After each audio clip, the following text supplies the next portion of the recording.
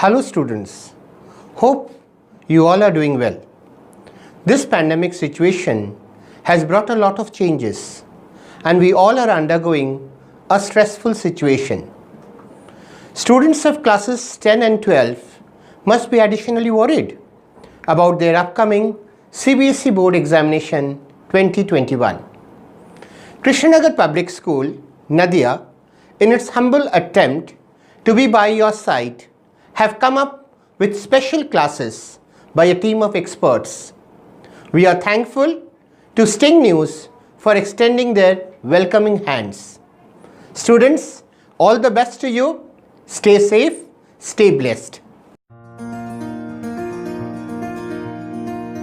Hello students, we are back again with another preparatory session for your CBSE board examination 2021. In today's session, we will be discussing English Literature and Language 184 course. Today we will discuss a very important story from your course. It is called A Letter to God by Gregorio Lopez Fuentes. In our session today, we will first discuss the major points of the story. We will analyze the story. We will try and decipher the author's message in the story. We will try and discuss on the various themes, morals that the story imparts, and we will deal with the different characters. We will try and look at the story from different perspectives, and at the end we will discuss certain hot questions. So let's first try and understand something about the author. Gregorio Lopez Fuentes, he was born in 1897 and he passed away in 1966. He was a Mexican novelist, poet and journalist. He was in fact one of the major personalities in the Mexican Revolution, and he was awarded with the Mexican National Prize of Arts and Sciences by the Mexican government in the year 1935. So when we just read out the title of the story, A Letter to God, several questions arises in our mind. First and foremost, who writes a letter to God? And for that matter, why write a letter to God? So in order to understand this, we have to dig deep into the story, and first let's understand the setting. So where is the story set? The story is set in a Mexican countryside, and we find a beautiful valley set right beside a small hill crest, and up in the side of that beautiful valley we have the field. It's a corn field, and this corn field belongs to a particular farmer who, by the way, is our protagonist, called Lencho.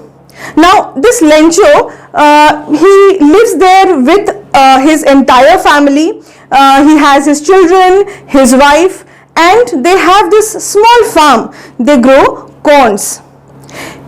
Now at the time when the story starts, we find that Lencho's crops are almost ready to harvest.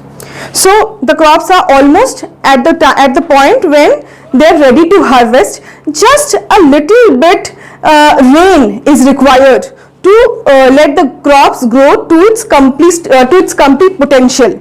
So they are waiting for a little bit of rain. That little bit of rain will help the corns grow better, and they will reap into fine crops, and they can sell it in the market and get great profits. So that is the time when the weather here is a little dry, and little bit of rain is what they are hoping for. And right at this time, Lencho sees that there is cloud in the sky, and he is very hopeful. So right at the beginning of the story, we find Lencho eagerly looking at the sky, and he is confident that it is going to rain. So even before it starts raining, he proclaims to his wife and children that there is going to be a lot of downpour in the sky, as there is the northeast sky is completely filled with clouds. So it's going to have a downpour, and he proclaims that this rain is going to help their crops grow much better, and he is absolutely confident. His wife she's very soft spoken, and she is not that confident. She rather replies that maybe if it, okay, fine, if everything happens however they want it. Look at the mindset of this peasant, Lencho. He is hardworking, he is dedicated, and his hard work is almost ready to harvest. But look at the fatalistic philosophy that even today most of our farmers they depend on. Complete dependence on nature. So if it rains, well and good, otherwise their entire harvest will go to a waste. Even today, children, even to this day, many of our peasants, most of our peasants, even in our country, they completely believe in this fatalistic philosophy. So this is another reflection of that. Now as we continue in the story, we notice that Lencho's elder children who are working in the field, they come back, and even their younger children who were just playing near the house, Lencho, they come back when Lencho's wife called them to have the meal. So it is right at that time when all the children they come back and the entire family is about to sit for the meal. It is right at that time when the drops of rain begin to fall, suggesting the possibility that probably Lencho's prediction was true. And then what happens?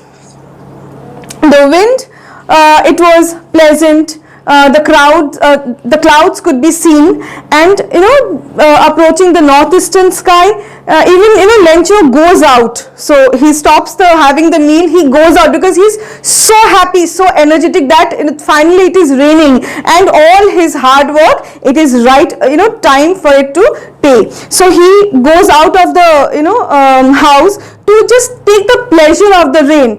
Children, like when even when it rains, many of us, we just go out maybe to the terrace or in our garden just to enjoy that that first drop of the rain. So just like that, because Lencho was eagerly waiting for that rain to come, so he just went out just to take the pleasure of the feeling of that of those first droplets of the rain on his body. When he returned back, he exclaimed, saying, "These aren't raindrops falling in the sky, they are rather new coins." So he refers the raindrops as coins. He says, the big drops are 10-cent pieces and the little ones are 5. Now the question comes, why do you think that Lencho suddenly compares the coins with the raindrops? Why did he compare the raindrops with coins? He does so because these raindrops are extremely valuable to ensure that they have a good harvest, and that will eventually lead them to earn a lot of money. So that is why he compares the raindrops with the coins. And he feels very satisfied that it's raining, and with a satisfied expression, he kept appreciating the beautiful field with ripe corns, with its flowers. They all as if they are draped in a curtain of rain. Okay, and suddenly there was a strong gush of wind, and instead of the rain, a hailstorm started. So there was a hailstorm, and the entire mood of the story suddenly changes. So as Lencho starts appreciating the beauty of the rain and his wonderful, beautiful corn fields with its ripe crops, suddenly a strong wind begins to blow, and along with the rain, there starts large hailstones began to fall. And these hailstones, now this little hailstones, now they really started resembling new silver coins. The boys who were around the house only, the little boys, they ran out to collect the hailstones, just playfully, the way little children appreciate the hailstones and rain. So they just ran out and they started collecting the hailstones as if they were frozen pearls. See, again there is another metaphor that the author uses, frozen pearls. Lencho then starts worrying, and he hopes that the storm gets over quickly. Within an hour, we hope that we find that the hailstone is covering the entire valley, and including the house, garden, hillside, including the entire cornfield, and everything appears to be white, as if it is covered in salt. The corn plants, they have completely shed their leaves. The corns were smashed and the flowers are fallen off the plant. They are completely destroyed. For Lencho, who is so hopeful and optimistic about this year's harvest, his entire dream has shattered. He is stressed and completely disappointed. He doesn't know what to do. He stood in the middle of the field, just watching the ruins that is around him, and he was trying to think of a plan. For him, it seemed to be, and I quote, a plague of locusts would have left more than this. So he thinks that even if his entire field would have fallen prey to a plague of locusts, still there would be something better left. So even after everything had gone wrong, Lencho or the family, they still have certain hopes. So what is the source of this hope that they have? The source of this hope that they still continue to feel is because of their faith in Almighty, because of their faith in God. So they feel that because God is there, there will be still some solution that they will have. So the family, they start giving each other support, and they try to reassure themselves. In fact, they say that no one dies of starvation, so something will happen. Lencho stays awake all night. He's under such a stress, and finally he decides that there is only one way that we can escape this situation, and that is I have to write a letter to God. I have to just tell my problem to God, and God will solve it. So you can understand what a simple mentality, what a simple mindset Lencho comes from. So he has this absolute belief in God, and he believes that God exists, and if he writes a letter to God, then God will get the letter, and God will read the letter, and God will help him out. So he writes a letter to God. So what he writes is, God, if you don't help me, my family and I will go hungry this year. I need 100 pesos. Peso, student, is the currency or the unit of money in Mexico. So he says that I need 100 pesos in order to sow my field again and to live until the crops come, because the hailstorm has completely destroyed it. So then he writes the letter. He puts the letter in an envelope, and outside the envelope in big bold letters he writes, to God. And then the next morning he takes that envelope and he goes to the post office. He wants to post that in the post office, thinking that the postman will take it to God. Now as he comes to the post office, the postmen, the employees in the post office, they make fun of Lencho. They think that it's a joke. Think of it, when we look at it from the point of view of the protagonist, it seems very cruel on their part. But think of it from the point of view of the post office workers. Imagine you are a post office worker and you find suddenly a weird person coming up with a letter to God. Don't you think that it is funny? So they had a great, laughter at Lencho's expense. Okay, so this guy who has come with a letter, trying to post a letter to God. So he comes, he gives the letter, and he leaves. But in spite of this fun part, one of the officers in the post office took the letter seriously and took it to the postmaster. Even when they brought it to the postmaster, even the postmaster had a great laugh. But then he opened the letter, that let's see what he has written to God. And as he reads through, the postmaster, as he reads through the letter, he feels really sorry for Lencho's condition. He can understand that Lencho is a serious person, and he was, rather the postmaster, he was stunned to think of the kind of absolute belief, absolute faith that Lencho keeps in God. And he wishes, the postmaster, he secretly wishes if he had such strong faith in God. So he decides that we have to do something so that this person's faith in God is not shattered. So he thought that he will give a reply to Lencho's letter. But then Lencho did not expect a reply in return. What Lencho expects in return to his letter was not a reply. He expected 100 pesos, which at that time was a lot of money for the postmaster to give away. So how will he do it? So the postmaster, being a really kind-hearted person, he tries to collect the money. So for almost about a week, they the postmaster and his team, they contribute with money, and all they could come up at the end of a week was 70 pesos.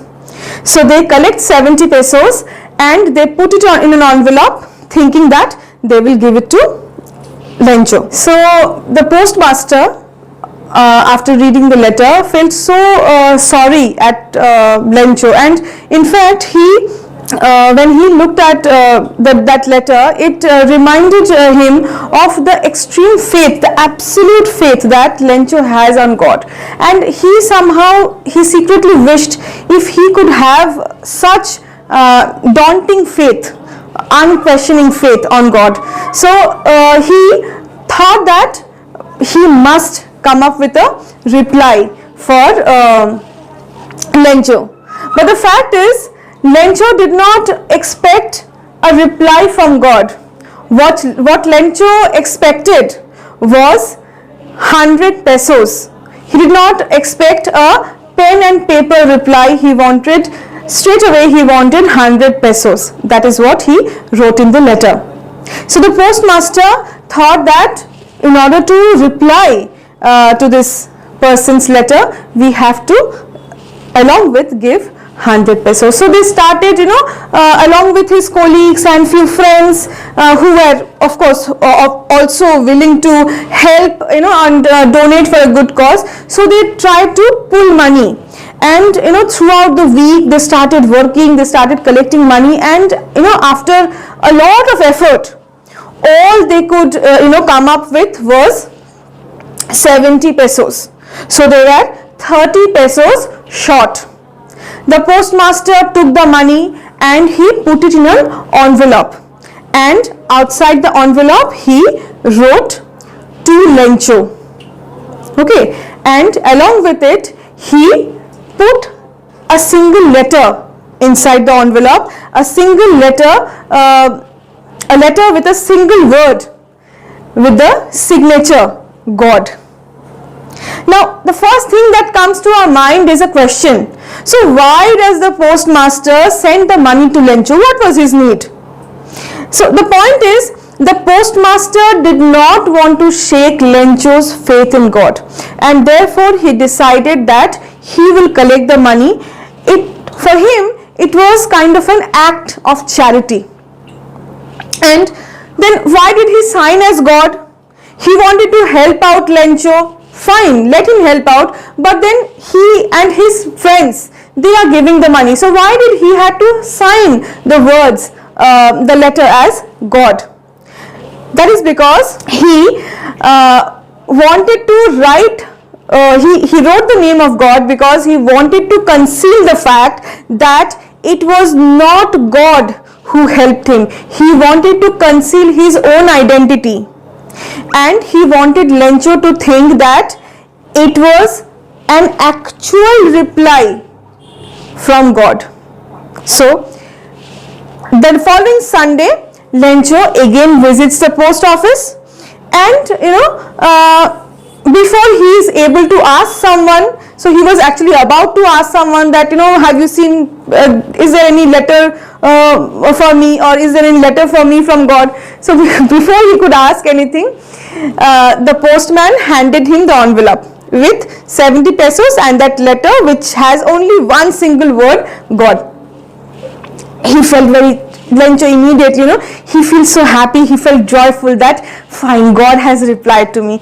See, all my belief and all my tension is now gone because I am so happy. God has replied, so I am sure there are 100 pesos inside. And he opens the envelope and he sees that there is only, he takes out the money and he counts. He counts it once, second time he counts it and he sees that there is only 70 pesos. He felt bewildered that how did it happen? Like, God will not make a mistake in counting.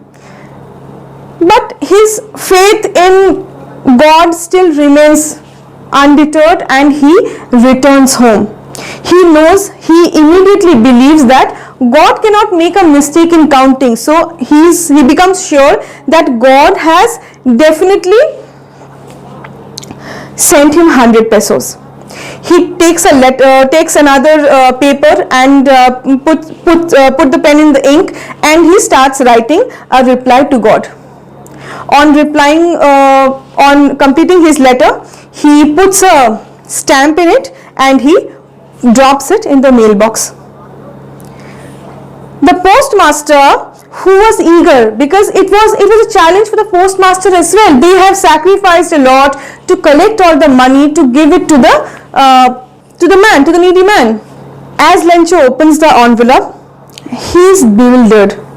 He takes out the money, he counts the money. He is stunned. He counts the money once again.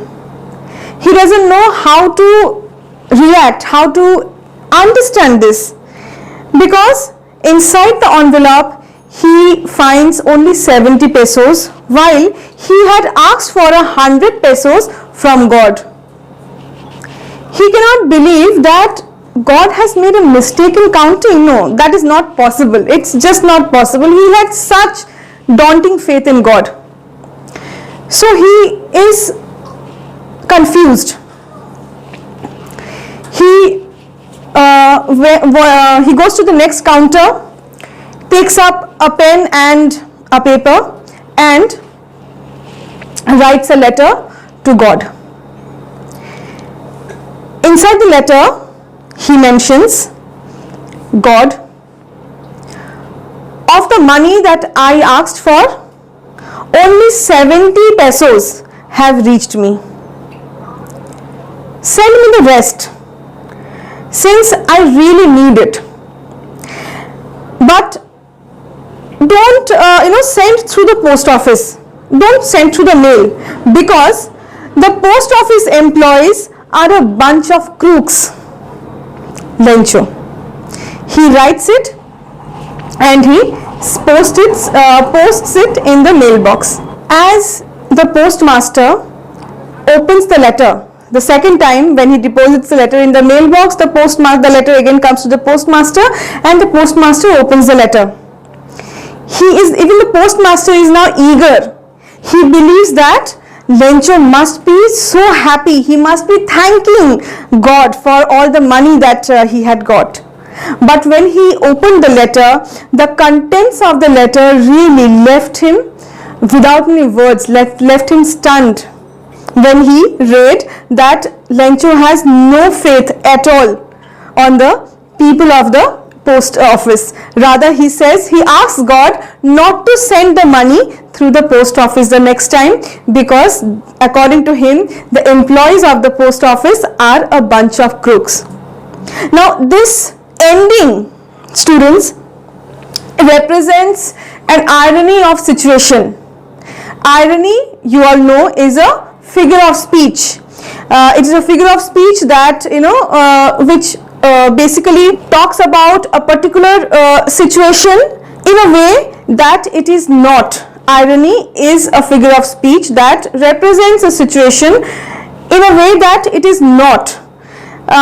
In this case, it is a situational irony. The situation is so ironic. The people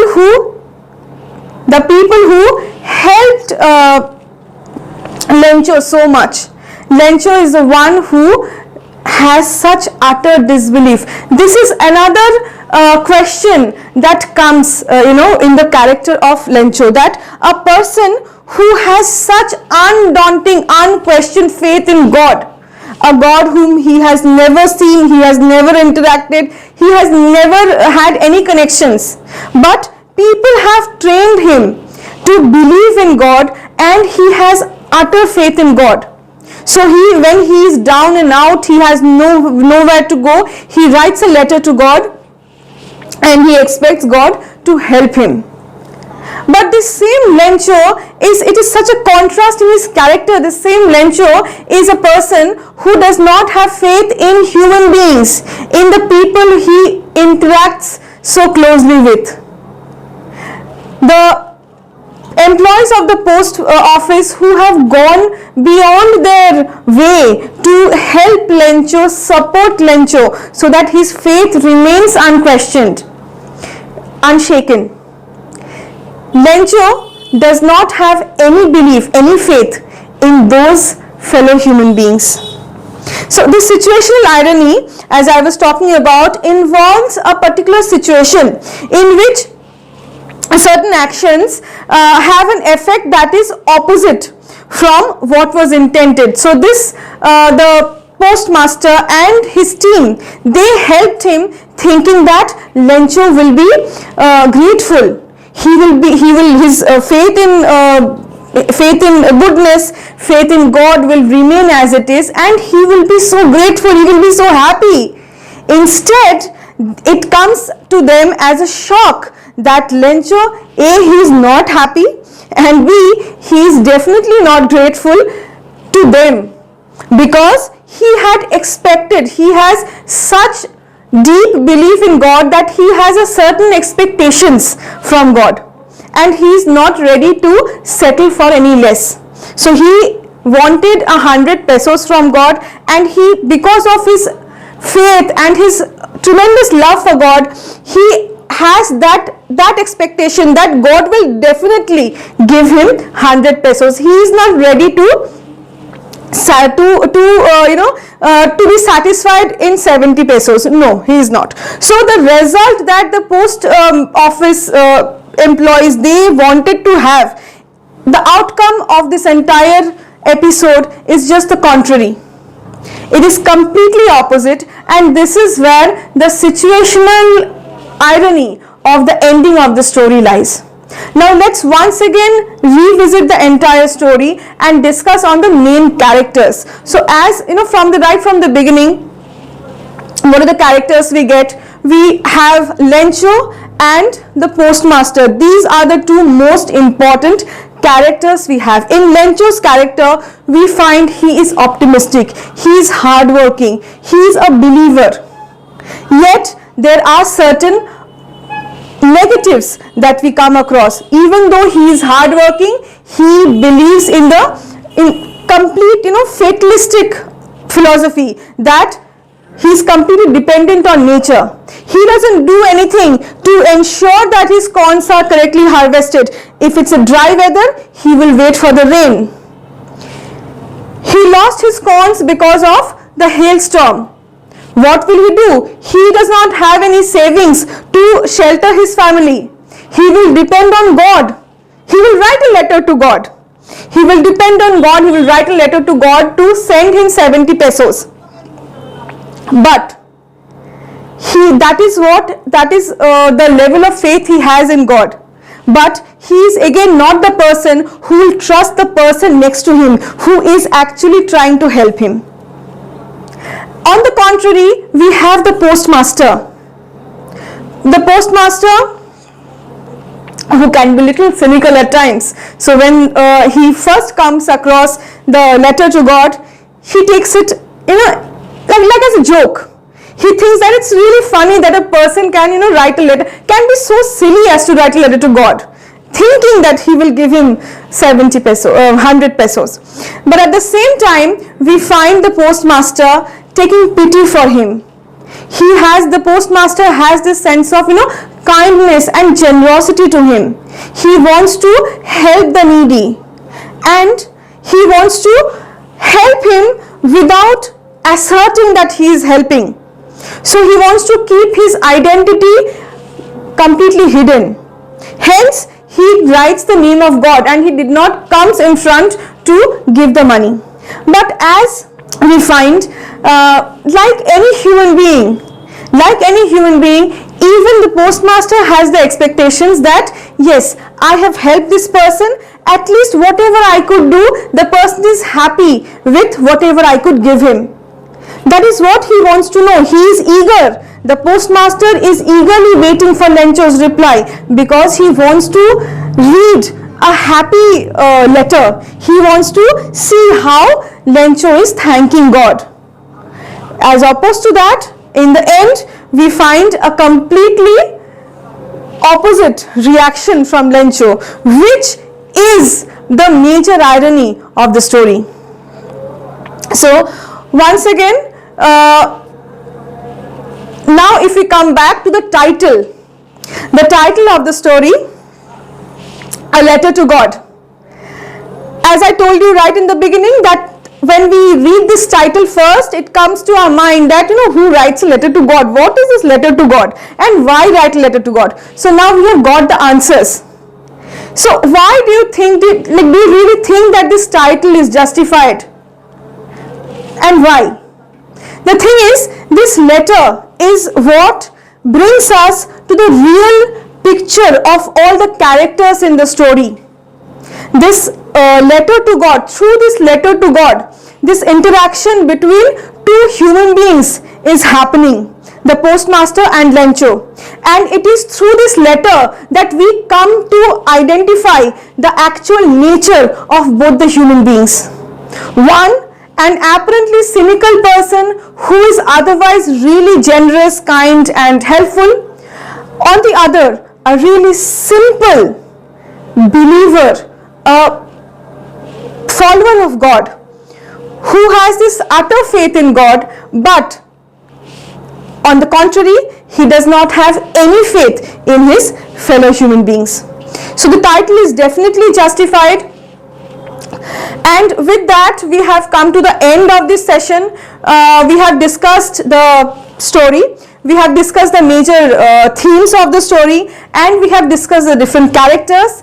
And throughout this session, I have tried to incorporate several important questions and discuss what their possible answers. I just hope that this session will be really helpful to all of you. Thank you so much for patiently being there throughout.